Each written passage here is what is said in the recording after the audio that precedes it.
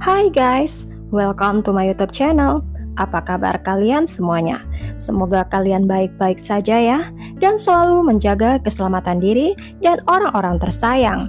Sebelum nonton, tekan dulu subscribe, like, dan tekan loncengnya supaya tahu setiap saya upload video baru. Tanpa berlama-lama, mari kita bahas.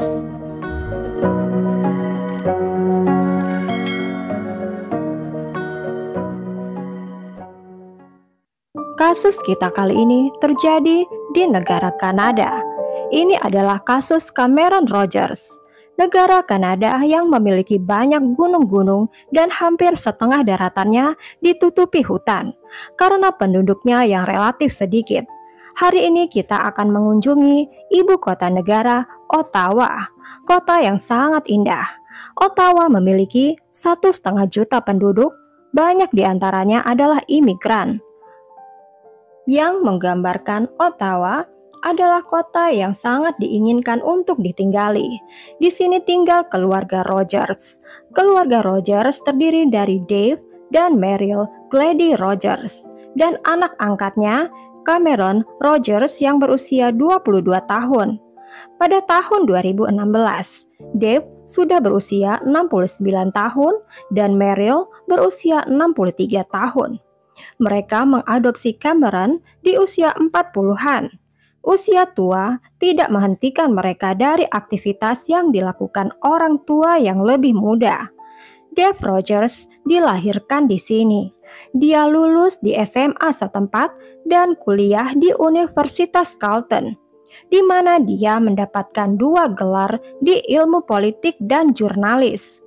Pendidikannya ini membuat Dave bekerja di koran Ottawa Citizen, sebuah surat kabar lokal di mana dia mendedikasikan semua karir profesionalnya hingga pensiun 37 tahun kemudian. Dia dikenal sebagai orang dengan pandangan positif. Dia tidak peduli kejadian apa yang dia saksikan dan beritakan. Dia tidak pernah mengeluh dan selalu menyelesaikan pekerjaannya. Meryl dilahirkan dalam keluarga militer di Alberta dan dia bergabung dalam militer Kanada. Setelah dia menyelesaikan gelar dalam ilmu bahasa di Universitas Ottawa, karena namanya disalahartikan sebagai laki-laki, dia didaftarkan ke pelatihan tempur pria. Dan dia menjadi salah satu di antara 4 wanita yang menyelesaikan seluruh pelatihan tempur. Meryl bahkan melanjutkan untuk merancang pelatihan di masa depan untuk tentara baru. Suatu hari, Dave dan Meryl bertemu di grup bersepeda di Ottawa. 2 tahun kemudian, mereka menikah dan memulai kehidupan pernikahannya. Keduanya sering pergi ke Prancis dan sangat mencintai negara mereka, Kanada. Mereka menguasai 2 bahasa yang sangat jarang di Kanada. Karena alasan tertentu, mereka tidak pernah melahirkan anak kandung dan mereka memutuskan melakukan adopsi anak.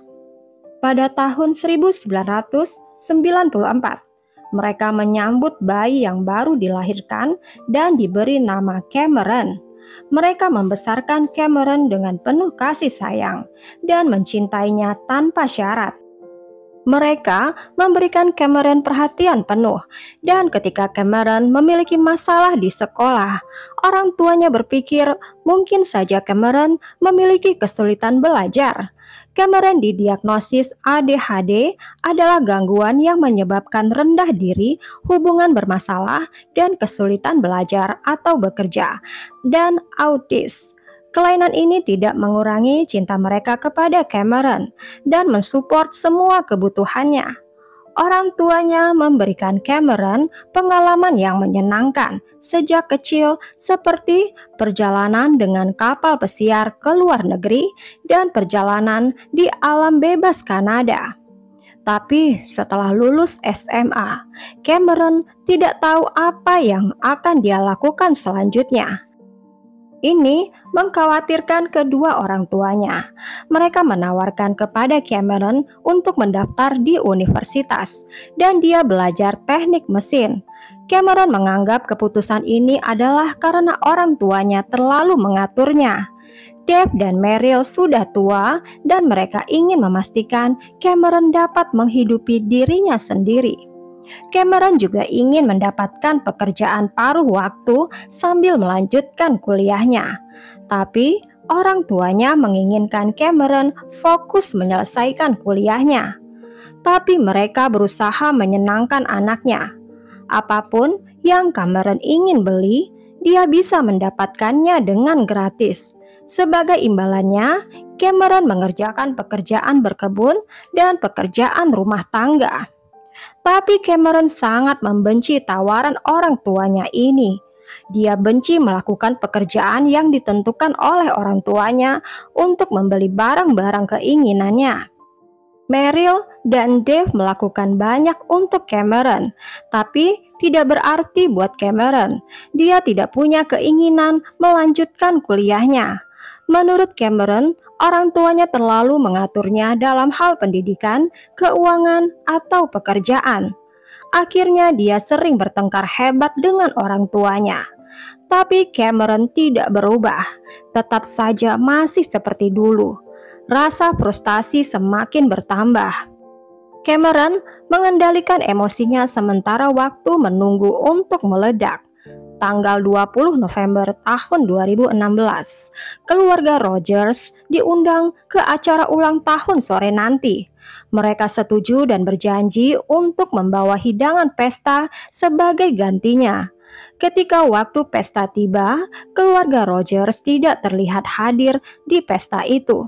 Berjam-jam berlalu, hingga malam dan jelas bahwa Dave dan Meryl benar-benar tidak akan datang.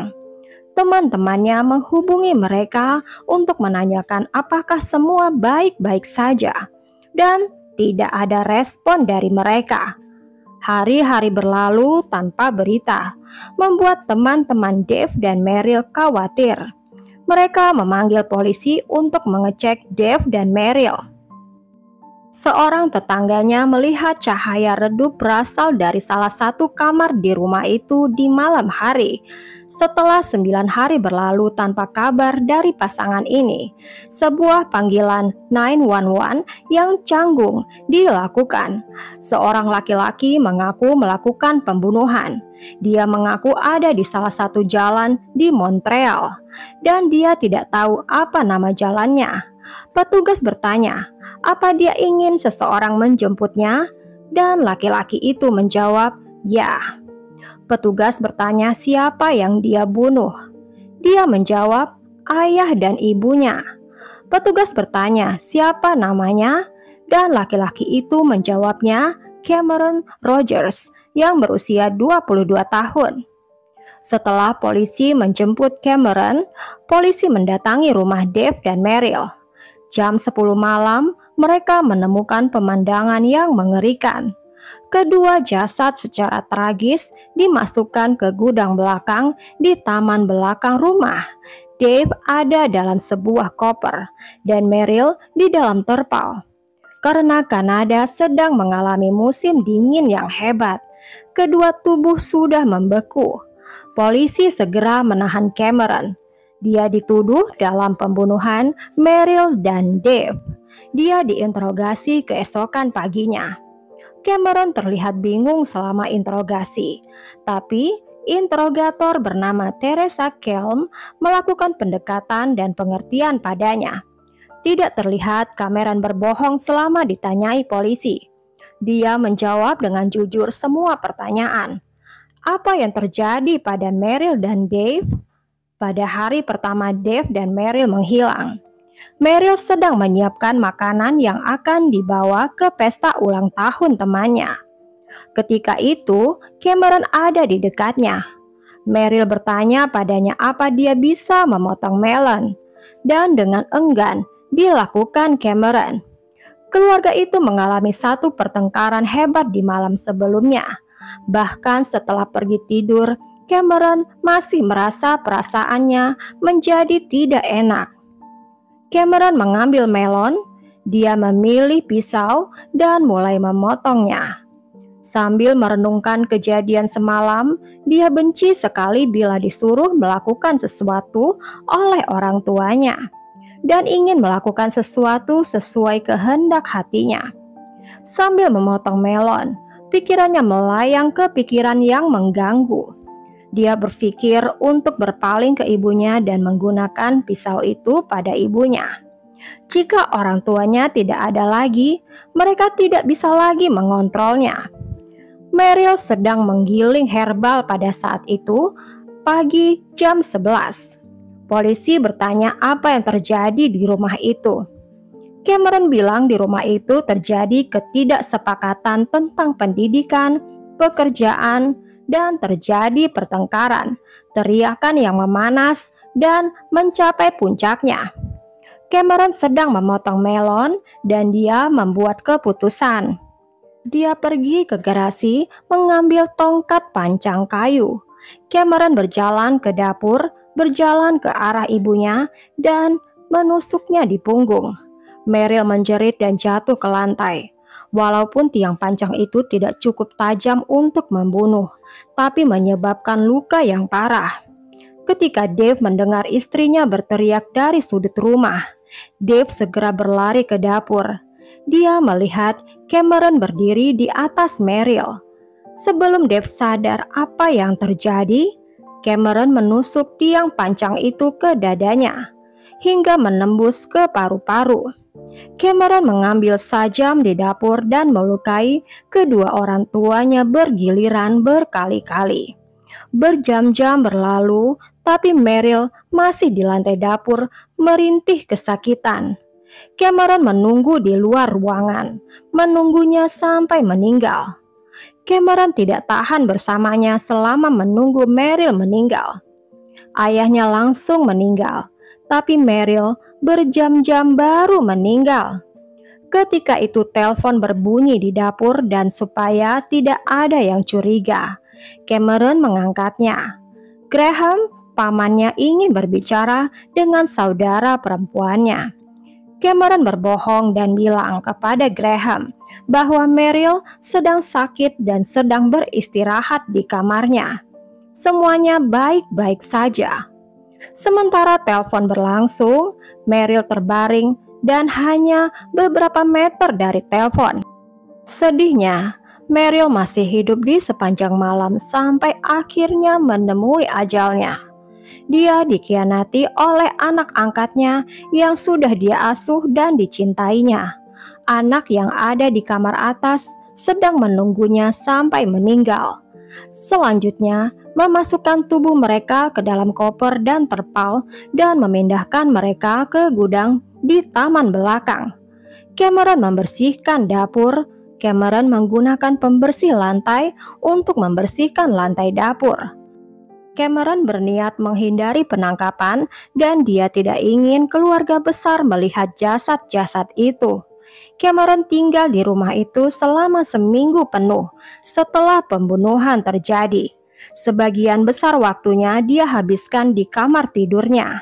Dia hanya masuk ke dapur untuk mengambil makanan. Setelah berdiam diri, Cameron merenung apa yang harus dilakukan selanjutnya. Dia tidak mungkin tinggal di Kanada karena dia nanti akan tertangkap. Dia bisa menyeberang perbatasan dan mulai hidup baru. Cameron mengambil semua uang dari dompet ibunya dan pergi dari rumah itu. Cameron pergi ke kota Montreal naik kereta api. Ketika di Montreal, Cameron membeli tiket bus ke New York. Dia ingin pergi ke Amerika Serikat. Untuk pergi ke Amerika Serikat, dia membutuhkan visa yang tidak dimiliki Cameron. Orang Kanada tidak perlu visa jika hanya berkunjung ke Amerika Serikat. Petugas perbatasan itu mengatakan bila Cameron memutuskan untuk pindah ke Amerika Serikat adalah sangat aneh dan mencoba meminta visanya. Cameron keluyuran di sepanjang jalan di Montreal. Semakin hari dia menjadi semakin lelah. 8 hari setelah pembunuhan orang tuanya, dia memutuskan untuk menelpon 911. Anehnya, motif Cameron membunuh orang tuanya anehnya tidak ditemukan. Selama interogasi, Cameron gagal menyatakan alasan kuatnya membunuh. Ketika polisi tanya apa alasan Cameron melakukannya, Cameron menjawab, dia tidak ingat. Cameron dituduh dengan 2 kali pembunuhan tingkat pertama. Dia mengaku tidak bersalah. Pembelaannya beralasan bahwa itu adalah dorongan kejahatan saat itu dan bahwa diagnosis autisme berarti mengurangi tanggung jawab atas tindakannya. Walaupun Cameron mengaku dia hanya punya autis ringan, pengakuannya menyoroti kejahatannya tidak terjadi mendadak karena dia menimbang tindakannya selama 1 jam sebelum pembunuhan.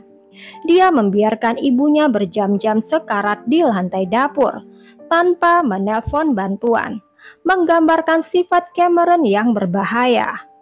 Cameron juga berusaha menyembunyikan jasad, menghilangkan barang bukti, dan berusaha untuk kabur. Tindakan ini menunjukkan bahwa Cameron sadar atas perbuatannya. Sidang Cameron dimulai bulan Desember tahun 2010. Di sini, ketika Cameron bilang kepada pengacaranya kalau ayahnya sudah melecehkannya di sepanjang hidupnya. Pernyataan ini walaupun belum bisa dibuktikan, tapi pernyataan ini mengubah segalanya di persidangan. Tapi pernyataannya mengapa Cameron tidak bilang dari awal. Sidang itu dibatalkan, juri dibubarkan, dan artinya hakim yang akan membuat keputusan. Sidang itu dimulai tanpa juri beberapa hari kemudian. Cameron menjadi sasaran 24 pernyataan dampak korban dari teman-teman dan keluarga Dave dan Meryl. Pernyataan ini datang dari orang-orang yang tumbuh bersama Cameron dan orang-orang yang sangat mencintai Cameron. Hakim memberi Cameron pilihan untuk menyatakan diri bersalah atas 2 tuduhan pembunuhan tingkat pertama. Cameron menyatakan dirinya bersalah. Dia dihukum penjara seumur hidup tanpa kemungkinan bebas untuk 20 tahun selanjutnya. Cameron bisa bebas pada tahun 2038. Anggota keluarganya dari pihak korban yang tidak memiliki hubungan darah dengannya tidak menerima hukuman ini, dan sekarang mereka khawatir dengan keselamatan mereka di masa yang akan datang. Polisi melihat Cameron punya sifat egois dan ada keinginan untuk melarikan diri. Dia akan dibebaskan umur 42 tahun. Walaupun polisi mengira dia bisa direhabilitasi, dia harus hidup dalam kesepian. Terima kasih sudah menonton channel ini. Berikan pendapat kalian tentang kasus ini di kolom komentar ya. Dan berikan juga subscribe, like, dan tekan loncengnya untuk cerita yang lain.